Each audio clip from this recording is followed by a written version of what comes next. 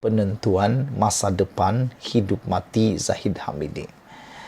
Seperti yang dikatakan oleh Najib, hidupnya kini terseksa. Adakah Zahid Hamidi juga akan menyusul ikut Najib Tun Razak? Adakah dia akan menjadi merpati yang kedua? Kita pun tak tahu. Tapi yang pasti, besok akan diketahui nasib Zahid Hamidi berkait dengan kes rasuah VLN yang akan diumumkan, sama ada Zahid akan bebas ataupun perlu bela diri. Sebelum ini, Bung Mukhtar juga telah pun diarahkan untuk membela diri bagi beberapa kes rasuahnya. Apakah Zahid Hamidi akan menyusul, mengikuti atau terikut nasib malang yang dialami oleh Bung Mukhtar pula? Keputusan sama ada Datuk Seri Ahmad Zahid Hamidi akan dibebaskan atau diperintah membela diri terhadap 40 pertuduhan rasuah berhubung VLN akan diketahui esok. Hakim Mahkamah Tinggi Datuk Muhammad Yazid Mustafa dijadual menyampaikan keputusan di akhir kes pendakwaan itu pada 9 pagi.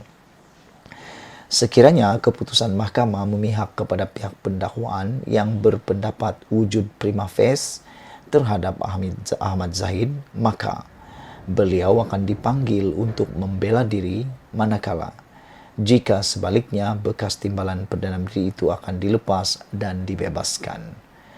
Pasukan pendakwaan diwakili Timbalan Pendakwa Raya, Datuk Raja Rosela Rajatoran, Datuk Wan Saharudin Wan Ladin, Abdul Malik Ayub, Zendelim Wai Kiong dan B.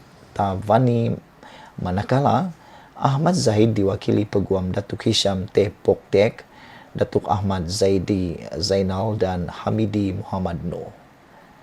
Pada 11 Ogos, pihak pendakwaan menutup kesnya selepas memanggil 18 saksi untuk memberi keterangan dalam perbicaraan yang bermula pada 24 Mei 2021 dan pihak pendakwaan serta pembelaan selesai berhujah pada 7 September lepas.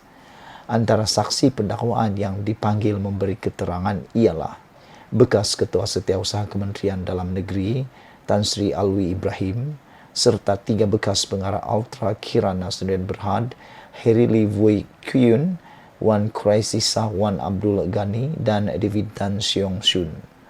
Pada 26 Jun 2019, Ahmad Zahid didakwa di Mahkamah Session Kuala Lumpur atas 7 pertuduhan menerima rasuah berhubung sistem VLN. Bagaimanapun, pada 31 Julai 2019, Mahkamah membenarkan permohonan Presiden UMNO itu untuk memindahkan kes berkenan ke Mahkamah Session Shah Alam bagi dibicarakan bersama-sama 33 lagi pertuduhan rasuah membabitkan VLN. Kesemua kes itu kemudiannya dipindahkan ke Mahkamah Tinggi Shah Alam dan untuk dibicarakan bersama. Ahmad Zahid, 69 tahun, didakwa terhadap 33 pertuduhan menerima suapan berjumlah Singapura dolar 13.56 juta daripada syarikat UKSB sebagai dorongan untuk dirinya sebagai Menteri Dalam Negeri melanjutkan kontrak syarikat itu sebagai pengendali perkhidmatan One Stop Center di negara China dan sistem VLN, serta didakwa mengekalkan kontrak perjanjian untuk membekalkan sistem bersepadu VLN kepada syarikat sama oleh KDN. Beliau didakwa melakukan kesalahan di Seri Satria Persin 16 Putrajaya dan di Country Heights Kajang antara Oktober 2014 dan Mac 2018. Pertuduhan mengikut Seksyen 16 dalam kurungan A kurungan B Akta Suruhanjaya Pencegahan Rasuah Malaysia SPRM 2009 dan jika sabit kesalahan boleh dihukum di bawah Seksyen 24 dalam kurungan 1 Akta Sama yang memperuntukkan hukuman penjara 20 tahun dan denda tidak kurang daripada 5 kali ganda jumlah atau nilai suapan atau RM10,000 mengikut mana-mana yang lebih tinggi. Ahli Parlimen Bagan Datuk itu juga mengaku tidak bersalah terhadap 33 pertuduhan pilihan mengikut Seksyen 165 Kanun Keseksaan sebagai Menteri Dalam Negeri menerima suapan berjumlah $50 13.56 juta berhubung sistem VLN antara 2014 hingga 2017. Bagi 7 pertuduhan lagi, Ahmad Zahid turut didakwa sebagai Menteri Dalam Negeri memperoleh untuk dirinya wang tunai $1.15 juta, RM3.125 juta, 15.000 Swiss franc dan $15.000 tanpa balasan daripada syarikat sama yang mempunyai hubungan dengan kerja rasmi beliau. Ahmad Zahid dituduh melakukan perbuatan itu di Country Heights antara Jun 2015 dan Oktober 2017. Pertuduhan mengikut Seksyen 165 Kanun Keseksaan yang membawa hukuman penjara maksimum 2 tahun atau dengan denda atau kedua-duanya jika sabit kesalahan. Saudara penonton sekalian, marilah kita menonton dan bersama-sama melihat apakah kesudahannya pendakwaan Zahid Hamidi pada pukul 9 pagi esok. Adakah dia akan diarah untuk bela diri seperti Bung Mukhtar? Kita jumpa lagi. Malaysia kita punya, kita jaga sama-sama. Cintai Malaysiaku. Bye-bye. Saudara penonton sekalian, ulasan menarik malam ini, orang ramai hendak tengok merpati berpakaian seragam penjara. Seperti yang tular sebelum ini, tak perlulah aku nak kata siapa merpati itu. Kerana aku tahu, anda semua tahu, anda semua mengikuti siapa merpati yang disebutkan ini. Orangnya adalah bosku. Kalau hendak diremehkan atau dijadikan bahan jenaka, kita boleh terima gelaran merpati yang didakwa diberikan kepada Najib Razak sebagai banduan penjara Kajang. Kalau benar codename itu telah diberikan kepadanya, ia logik. Dalam selangga Inggris, antara gelaran untuk banduan adalah jailbar atau jailbird, burung penjara, dan merpati adalah burung. Cuma, banyak peserta media sosial berpendapat rujukan kepada merpati tidak sesuai dengan kedudukan Najib dan jenayah yang telah dilakukannya. Mereka kata gagak atau herring lebih tepat. Tapi saya kata, nama kod itu boleh dipertahan sebab macam merpati yang suka berak atas kepala manusia, Najib telah berak atas kepala kita, rakyat jelata Malaysia.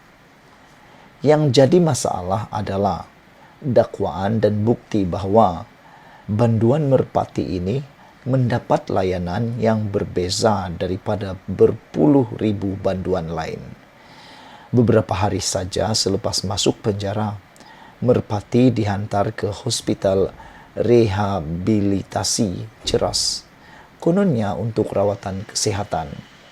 Logiknya, dia jalani rehabilitasi akhlak di penjara, macam burung-burung jail yang lain. Sekarang ini ada kira-kira 70,000 banduan dalam sistem penjara kita. Orang ramai hendak tengok merpati dilayan macam banduan lain. Hari ini banyak orang tidak percaya lagi kepada kenyataan menteri dan jabatan penjara, melainkan mereka nampak gambar Tuan Tulin merpati berpakaian seragam penjara. Tapi jangan pula cuba tipu dengan gambar Photoshop, sebab orang yang pakar boleh cam gambar ori atau gambar Photoshop. Banduanlah, tak kira status mereka sebelum jadi banduan. Tapi jenayah seseorang banduan dan kesannya ke atas masyarakat berbeza. Misalnya, banduan yang bersalah melakukan perbuatan bestialisme dengan kambing. Kesannya ke atas masyarakat hampir tidak ada. Tapi seorang Perdana Menteri yang menyeleweng berpuluh juta ringgit 2 tabung pencen kaki tangan awam meninggalkan kesan yang sangat buruk. Jadi, cukuplah kerajaan berlembut dan memberi layanan berbeza kepada merpati. Janganlah jadikan layanan berbeza kepada merpati sebagai duluan persen untuk bakal-bakal jailbird kelas kayangan yang lain. Manalah tahu, mereka pun akan mengikuti merpati ke penjara. Tetapi kalau Perdana Menteri Ismail Sabri Yaakob, kerajaan dan UMNO berasa terikat untuk memberi layanan istimewa kepada merpati, saya cadangkan, tukar saja slogan keluarga Malaysia kepada keluarga merpati dan UMNO kepada United Merpati National Organisation. Ditulis oleh A. Kadir Jasin, bekas ketua pengarang kumpulan The New Street Times Press Malaysia Berhad dan pernah menjadi penasihat media Perdana Menteri. Artikel ini asalnya disiarkan di media sosial. Tulisan ini tidak semestinya mencerminkan pendirian Malaysia Kini dan Nazilin Unity Channel. Sekian dulu, kita jumpa lagi. Jangan lupa tinggalkan komen Anda. Malaysia kita punya, kita juga sama-sama cintai Malaysiaku. Bye-bye.